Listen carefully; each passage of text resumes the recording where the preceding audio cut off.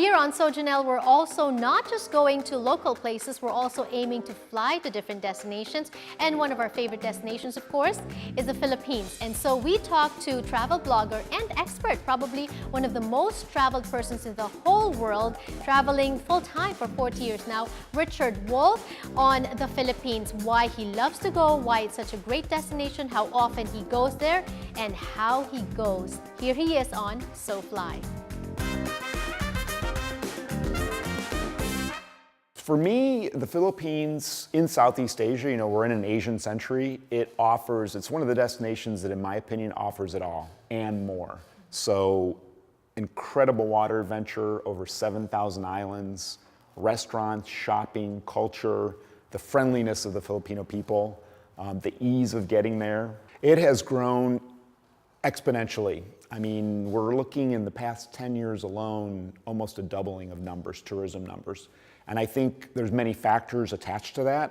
One of them is the ease of getting to the Philippines, the ease of getting around in the Philippines, and the offerings of the destination. But is it safe to go to the Philippines? Safety, it's someone's vacation. So safety is an individual choice, just like purchasing travel insurance. But what I try to explain to people is, when you leave your house or your apartment every day, you're getting in your car and you're going to drive somewhere. And that, in my opinion, and the research shows, is one of the most dangerous things you can do. So my barometer, there are places in the world that are more dangerous than other places, but if it's safer than getting in your car and driving to the grocery every day, it's a go for me. And certainly the Philippines and other places in Asia and around the world that sometimes might have a perception that they're not safe, my belief is that it's as safe as any other major city or country in the world. The fascinating thing about travel and the exciting thing about travel, it's something that we all do every day. And when it comes to travel to the Philippines or other destinations, it is a personal decision. So let's take an example, flying.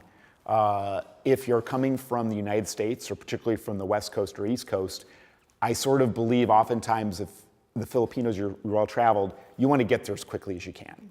So what we see in our businesses and consulting with people is sometimes a nonstop flight or direct service, and that would be Philippine Airlines. So you've got nonstop service out of LA, San Francisco, Vancouver.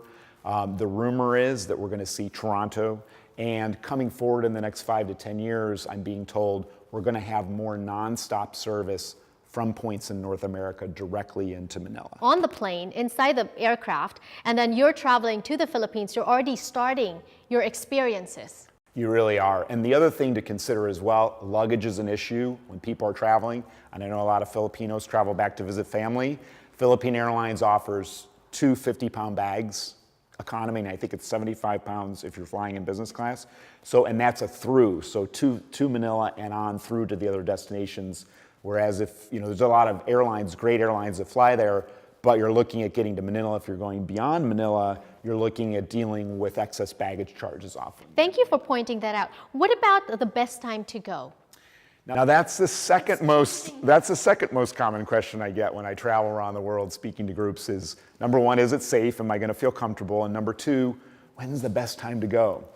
And for me, you'll see a lot of travel folks with an opinion about that. To me, the Philippines is a year-round destination. So you'll see, well, there's a dry season and a wet season, for example. And there really is a drier season and a wetter season.